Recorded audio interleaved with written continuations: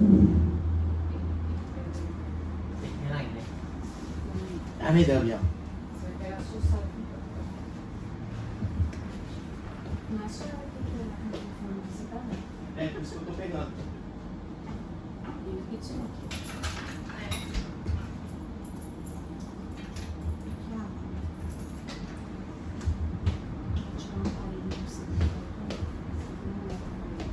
Amém? Bom dia. Glória a Deus. Muitas coisas passaram na semana, né? Todas as semanas a gente sempre enfrenta com esses desafios novos, né? Sim. De preferência. Bom, como nós já sabemos, todos os meses nós temos uma palavra, né? Sobre a qual nós caminhamos, e esse mês é governar. Mas também tem algo que acontece todos os anos na virada do semestre no sonho, que se chama 50%. O que seria esse 50%, né? Uma virada profética de semestre. E nós também estamos juntamente, na sequência, habilitados para governar. E quando falamos em governar, não fica restrito apenas a políticos ou a política, mas a maior esfera para governarmos é primeiramente a nossa vida, como nos foi ensinado. O que nós fazemos? Como nós estamos governando? E as outras esferas, a nossa casa, a nossa família, os recursos financeiros, tudo isso engloba nós governarmos, amém? E até aqui já se passaram 6 meses, e é muito importante pararmos para avaliar o que foi que nos aconteceu, ou o que tem acontecido desde janeiro até o dia de hoje. Porque as decisões que você tomou e te fizeram avançar naquilo que você propôs em janeiro, houve crescimento nas áreas que você precisava ou estagnaram. Sabe, irmãos, ainda dá tempo para ajustar a rota. Por isso que nós temos esse período, digamos assim, ou essa virada de semestre, para que nós não viemos no final do ano e avaliarmos a nossa vida como muitas das vezes fazemos e falamos, nossa, esse ano eu tive tantas perdas, esse ano eu não consegui alcançar tantas metas, mas ainda dá tempo, porque faltam 6 meses ainda para a gente chegar até o final do ano. E se aquilo que nós determinamos em janeiro ou no início do ano, se não aconteceu, ainda dá tempo para ajustar a rota. Se você não alcançou, se a sua vida estagnou, ainda dá tempo para você, como foi falado, ajustar a rota. Fala, Senhor, aonde eu estou errando? Senhor, o que eu preciso fazer para avançar nessa área? O que eu preciso, ou o que eu necessito para que a minha vida avance? Para que os meus recursos financeiros avancem? Ou seja, em todas as áreas, amém? Então, Deus é poderoso, irmãos, para fazer infinitamente mais. E muitas das vezes tem pessoas que chegam no final do ano e falam, glória a Deus, porque até aqui o Senhor nos ajudou e pelo menos nós não desviamos. Muitas das vezes, eu já ouvi muitas vezes isso, e até mesmo eu já falei isso. Mas, irmãos, isso é muito pouco, é muito raso, porque Deus, Ele pode e tem infinitamente mais do que aquilo que pedimos e pensamos. Então o Senhor, Ele pode fazer todas as coisas, numa virada de semestre, numa virada de página, de um dia para o outro, do dia para a noite. Então nós não podemos nos conformar em chegar no final do ano e simplesmente falar, estou na igreja, não me desviei. Isso é muito pouco e muito superficial, amém? E como a gente sempre fala, né? Mas isso só depende de você. Conforme o verso 20 de Efésios, segundo o poder que em nós opera. Que fala o quê? Deus é poderoso para fazer infinitamente mais do que tudo quanto pedimos ou pensamos, conforme o seu poder que opera em nós. Mas é como disse, é segundo o poder que em nós opera. Se a gente deixa esse poder nos envolver e operar, nós alcançamos isso infinitamente mais. Amém? Então a maneira como você governa a sua vida, ou como você se rende ao governo de Deus, ou ao seu poder que em vós opera, é que vai fazer todas as coisas, amém? Deus governa, amém? Ou não? Ele perdeu o controle das nossas vidas, ou de todo o universo? Não, Ele não perdeu o controle. Mas muitas das vezes somos nós que negligenciamos como Deus governa. A maneira dele fazer todas as coisas. E o sistema do governo de Deus é a paternidade. Mas não é sobre isso que nós vamos falar hoje, amém? Hoje falaremos a respeito de resultado versus medidas. Resultado, de uma maneira bem superficial, tá? Fala daquilo que eu e você fazemos através da força do nosso braço, através do nosso conhecimento, através do nosso estudo, ou através das habilidades que cada indivíduo tem e que, se você aplicar, vai gerar um resultado, amém? Ou um resultado esperado, né?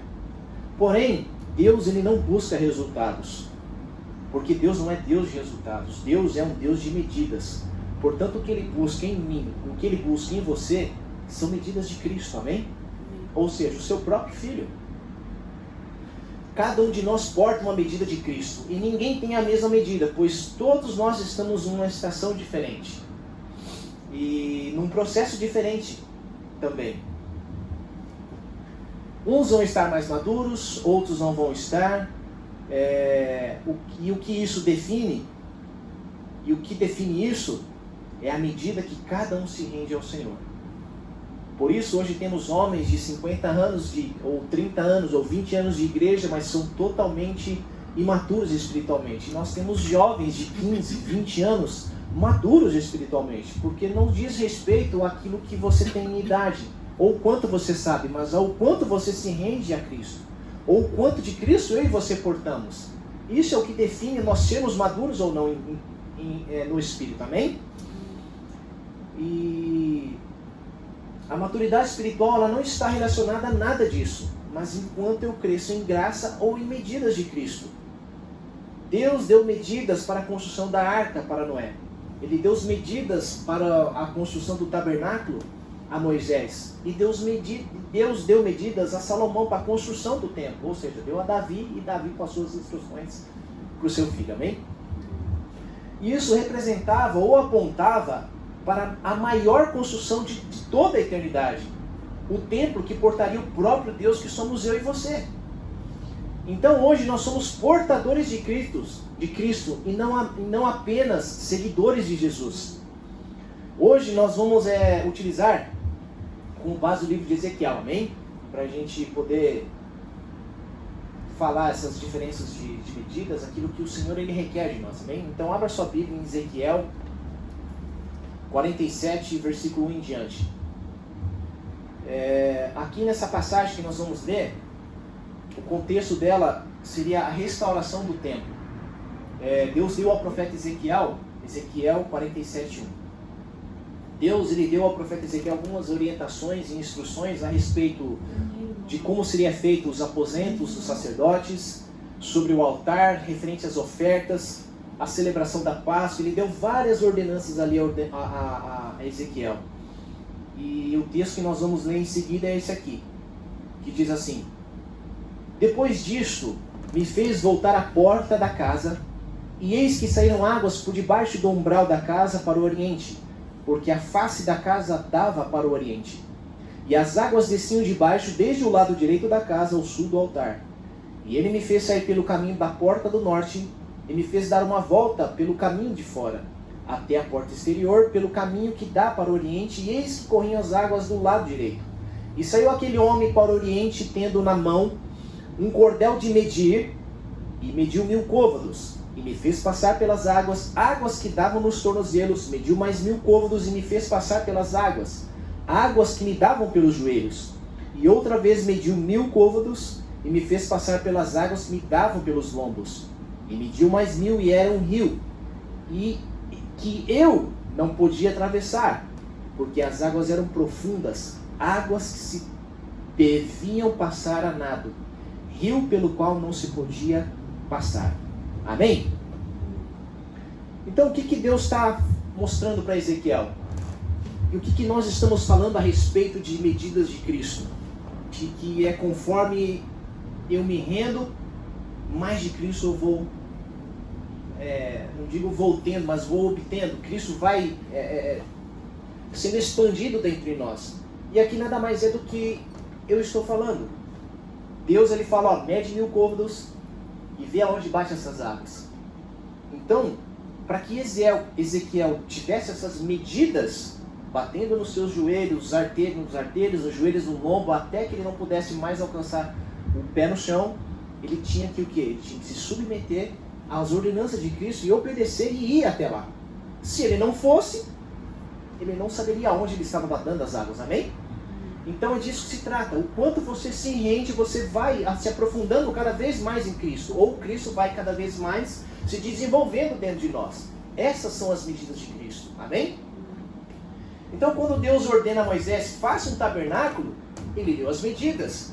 Quais os utensílios, de qual material seriam feitos esses utensílios.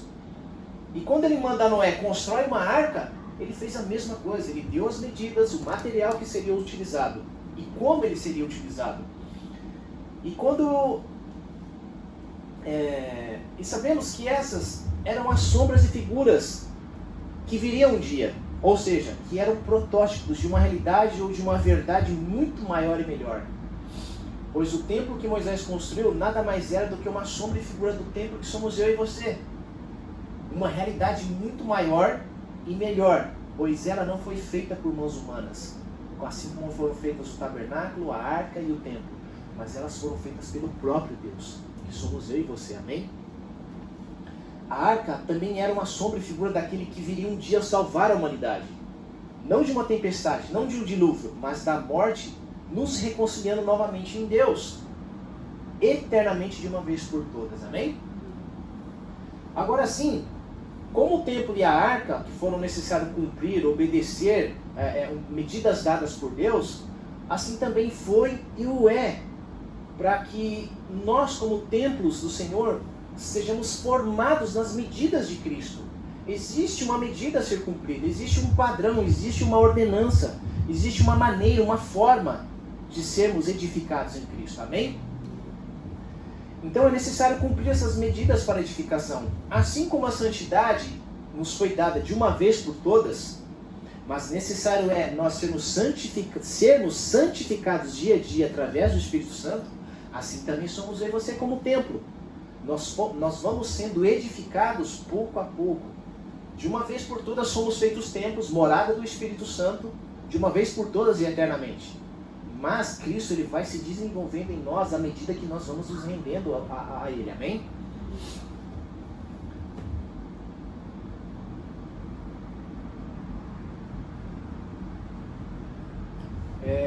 Assim como eu acabei de falar, que nós somos edificados dia após dias, nós vamos nos desenvolvendo graça sobre graça. Deus ele repartiu essa graça, ou seja, em 5 ministérios, que são as graças ministeriais, que foram repartidas entre apóstolos, profetas, pastores, evangelistas e mestres. Então, para que o Senhor ele fez isso? Efésios 4:12. Por que o Senhor ele repartiu a sua graça em 5 medidas, ou em 5 graças ministeriais? Efésios ele vai explicar isso, do porquê o Senhor ele fez isso. Efésios 4:12 diz: querendo o aperfeiçoamento dos santos para a obra do ministério, para a edificação do corpo de Cristo, que somos eu e você, até que todos cheguemos à unidade da fé e ao conhecimento do Filho de Deus, a homem perfeito, à medida da estatura completa de Cristo. Essa é a medida que Deus busca na minha e na sua vida, Cristo. Por que eu e você precisamos chegar nas medidas de Cristo? Efésios 14, continuando o texto, diz, versículo 14: para que não sejamos mais meninos inconstantes, levados em roda por todo o vento de doutrina, pelo engano dos homens que com astúcias enganam fraudulosamente.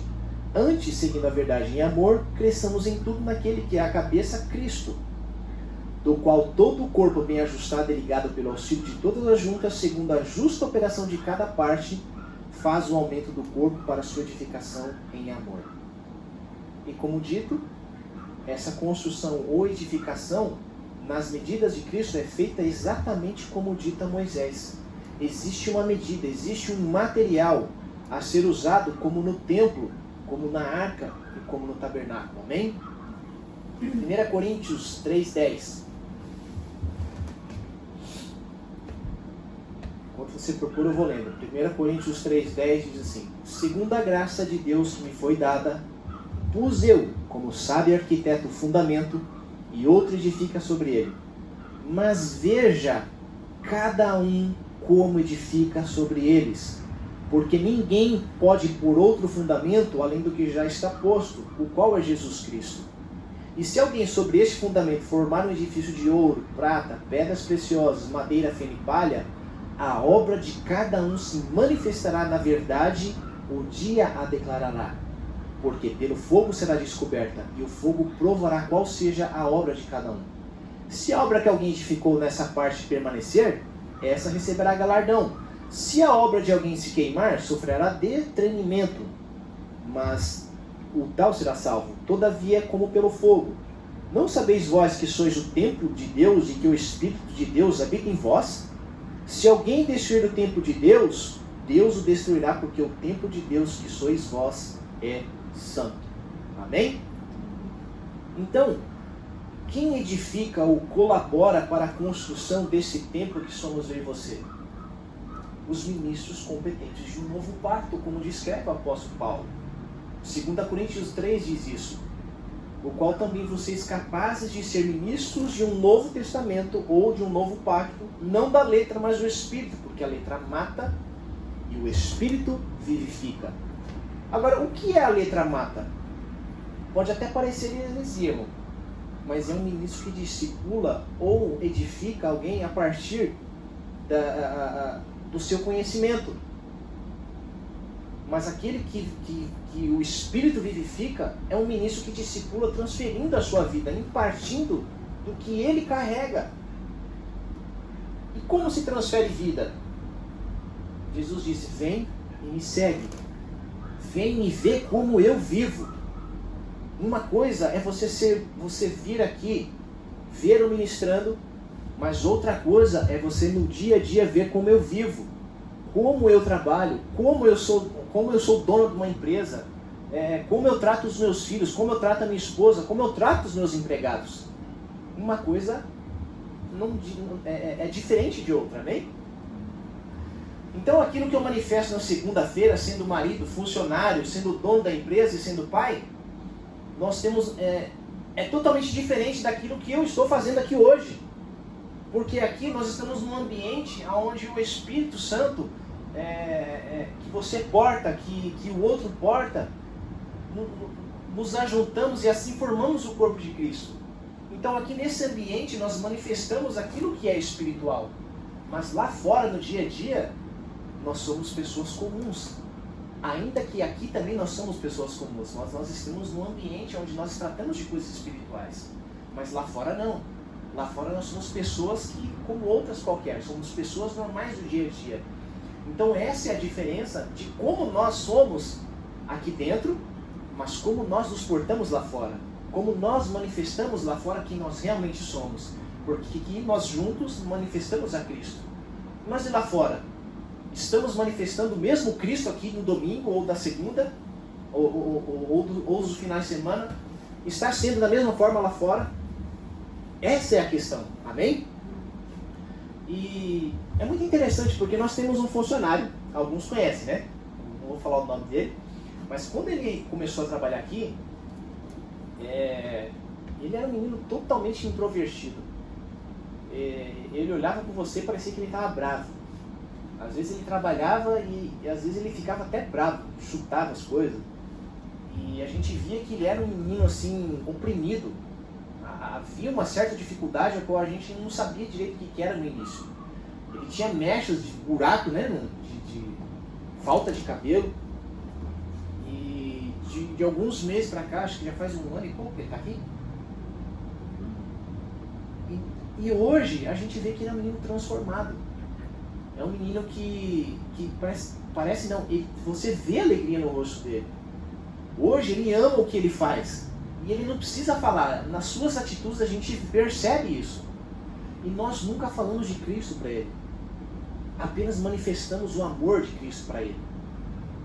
Então muitas das vezes nós estamos muito preocupados em falar de Jesus para as pessoas e enfiar Jesus goela abaixo, quando elas necessitam apenas de que você manifeste o amor de Cristo sobre a vida dela. sem você falar da Bíblia ou sem você falar de Jesus. Então, o vem e vê, vem e me segue é totalmente diferente daquilo que eu posso ou daquilo que eu falo. Amém? Aquilo que você manifesta fala muito mais de quem você é do que você mesmo falando. Então, o ministério não te sustenta. O que te sustenta é a natureza de Cristo. Que eu porto e que você porta. Não importa se você tem um ministério e você está ativo no ministério. Isso não vai te sustentar no dia mal. O que te sustenta é o que você carrega, que é o próprio Cristo se movendo e vivendo dentro de você. Amém? E outra coisa, daquilo que eu me alimento no dia a dia. Porque daquilo que eu me alimento eu sou. Amém? Aquilo que eu sou em Cristo é o que me faz passar pelas dificuldades nos dias maus. E não aquilo que eu aprendi na faculdade de teologia, ou através de uma leitura de um livro, ou através de cursos de coaches. Isso não vai te sustentar no dia mau. Por isso precisamos ser ministros competentes, habilitados nas medidas de Cristo e que saibam governar. Amém? O alimento que eu estou dando hoje para vocês é o que vai te sustentar no dia a dia.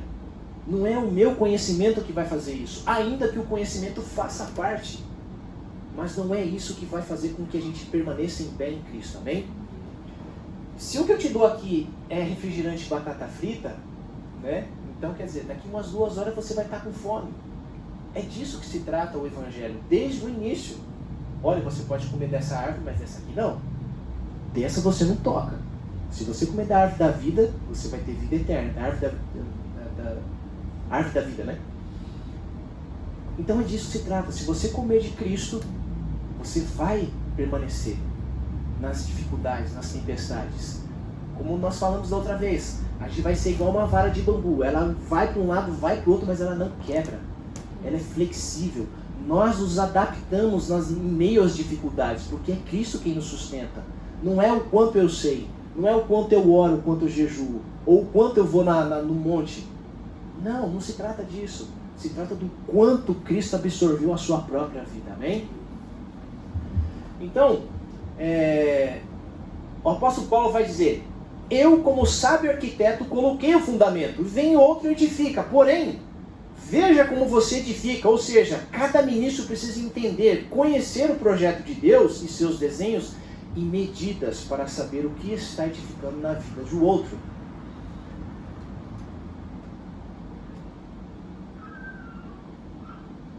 O apóstolo Paulo disse certa vez, em 1 Coríntios 3:1: leite vos dei por alimento, e não comida sólida, porque não a podiais suportar, nem ainda agora podeis.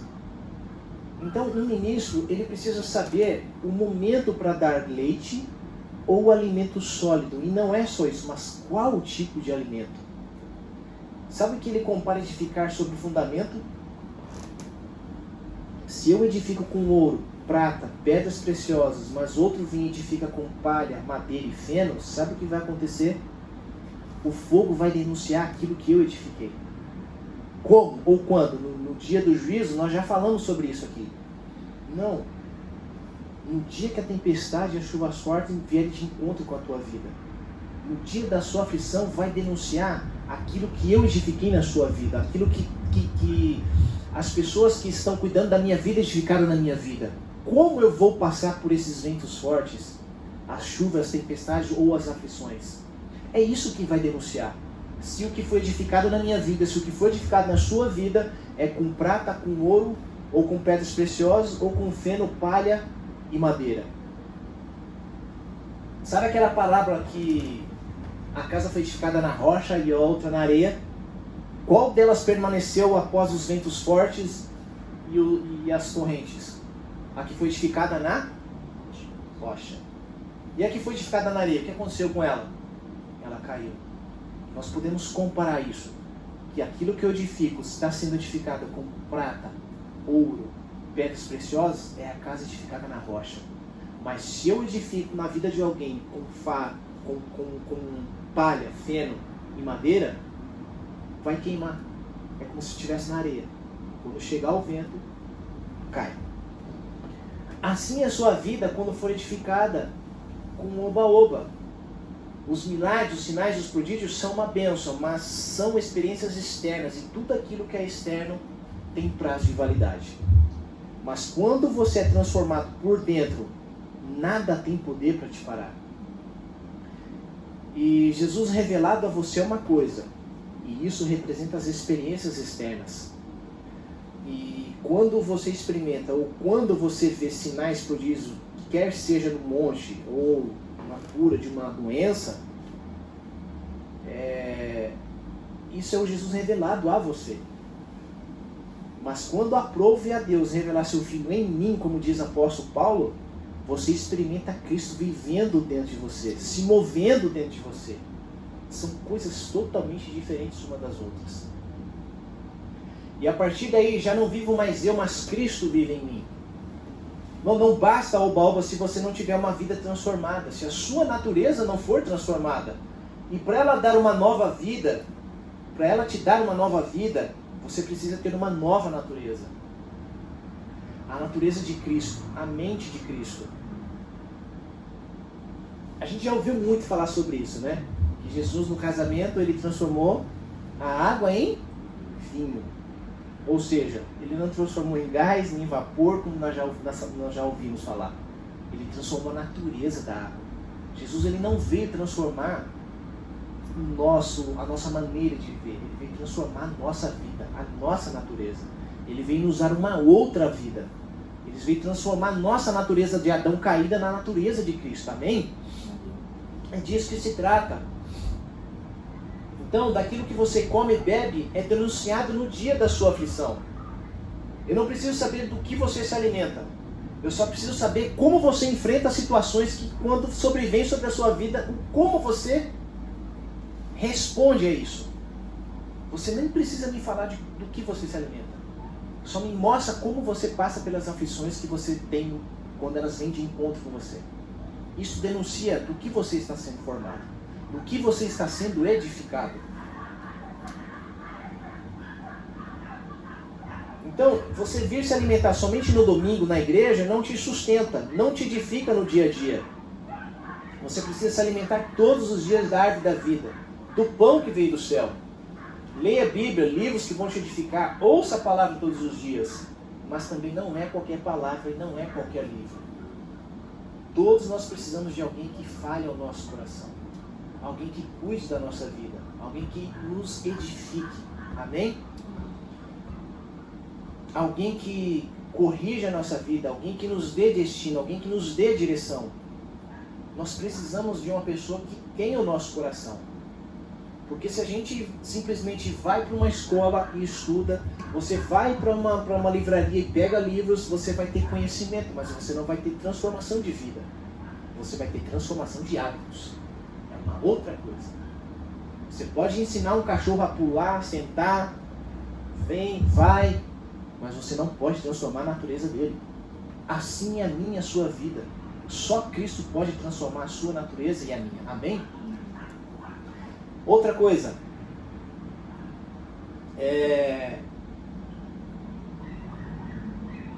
certa vez, um eunuco estava indo para Jerusalém, e aí Filipe teve um encontro com um anjo, e aí fala assim, ó, eu vou te transladar para um outro lugar. E Filipe é transladado. E Filipe começou a andar do lado dessa caravana, ou dessa carroça que o eunuco estava lá dentro. E ele começou a ouvir que o eunuco estava lendo um texto. E aí ele se aproxima da carroça e fala, oi, você sabe o que você entende o que você está lendo? Aí o eunuco vira para ele e fala, mas como eu vou entender se não tem alguém que me explique? Então muitas das vezes, irmão, a gente pega a Bíblia, lê, pega alguns livros, lê, mas a gente não entende. Porque fica apenas no campo do conhecimento. E nós precisamos de alguém para que nos indique, para que nos aponte o caminho. Para que nós venhamos a entender do que se trata todas as coisas. Então, quando o eunuco é ministrado por Filipe, ele entende do que ele está lendo, ele pega e fala, opa, peraí, então você está me dizendo que eu posso ser batizado? Ele fala, sim. Pô, ali tem água, então eu posso ser? Pode, então vamos lá. Ele entendeu do que se tratava. E ali ele foi batizado, irmãos. Amém? Então é disso que se trata. Então, outro assunto. No YouTube existem vários ministros, mas deixa eu te perguntar, você conhece a vida de cada um deles? Porque muitas das vezes é fácil, você só ouve uma ministração no domingo, mas de repente você até tem fome e sede, você vai procurar alguma coisa no YouTube. E aí é que entra essa questão. Você sabe como eles estão vivendo? Porque você está vendo eles num culto como esse. Mas e no dia a dia? Ou você julga eles serem ministros competentes porque as suas redes sociais ou as suas igrejas estão abarrotadas de pessoas, ou de pessoas que o seguem. Qual é o critério que você tem para avaliar uma pessoa ser um ministro competente e habilitado? Essa é a minha pergunta para você hoje. São os números ou é a vida que cada um deles tem quando sai dos seus púlpitos? Sabe o que a palavra de Deus diz em Hebreus 13:7? Abre em Hebreus 13:7.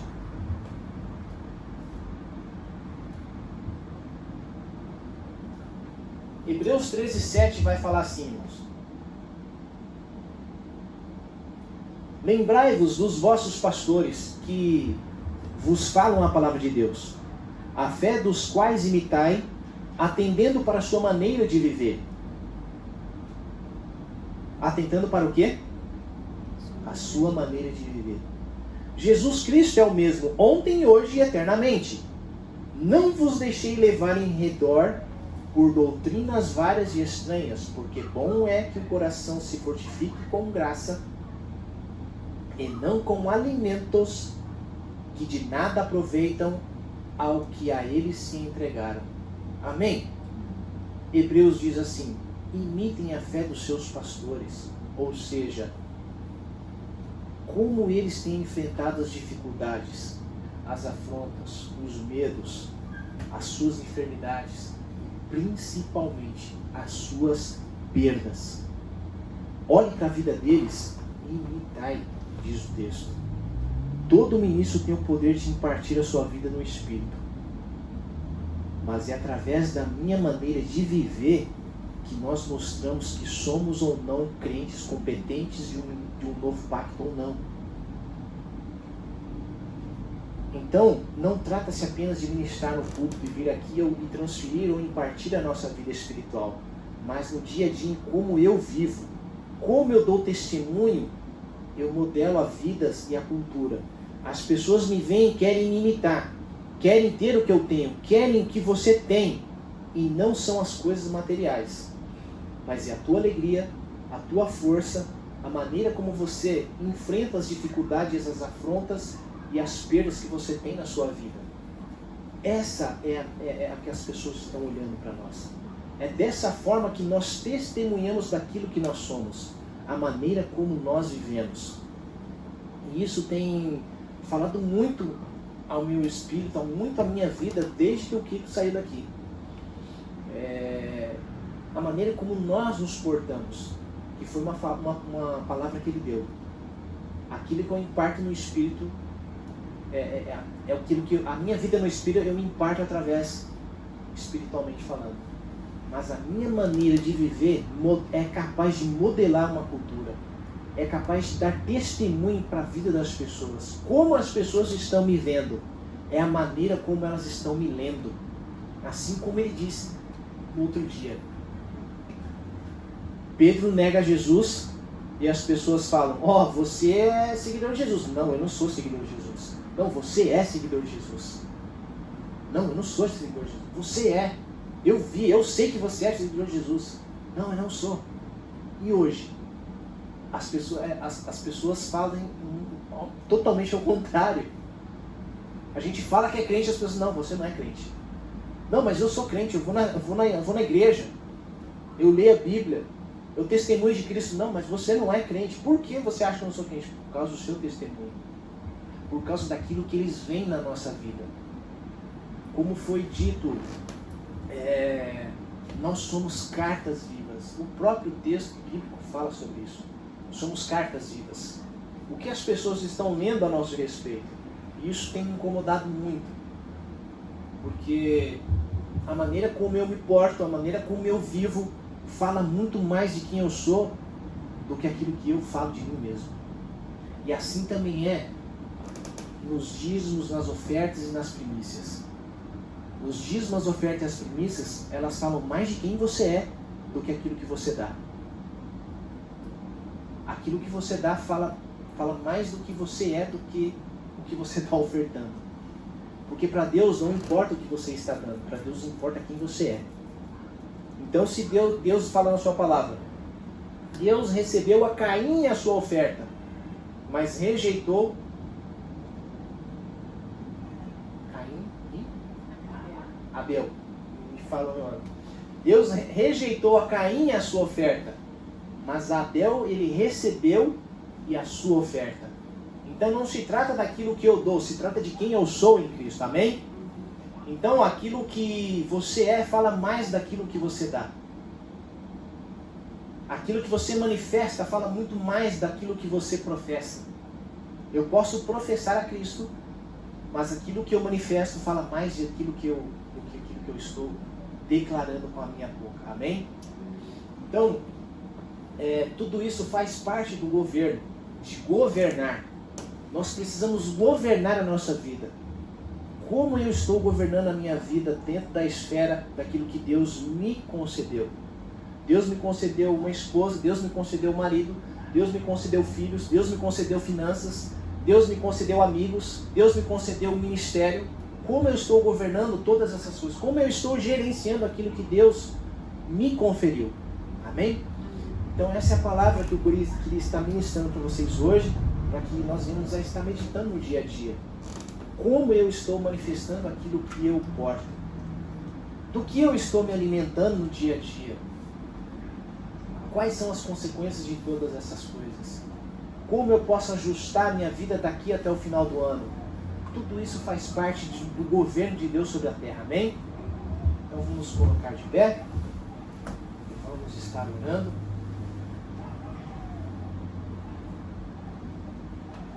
Amém?